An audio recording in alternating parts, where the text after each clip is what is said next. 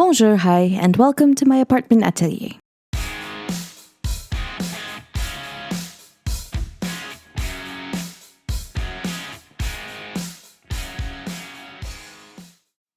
A little while ago, I came into possession of an antique Singer sewing machine.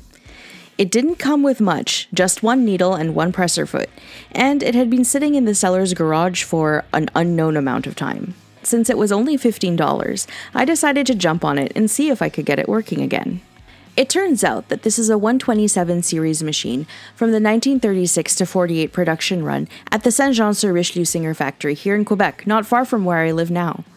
Luckily for me, one of my older sisters is rather knowledgeable about antique machines and how to restore them, and she graciously obliged when I requested her assistance with this one.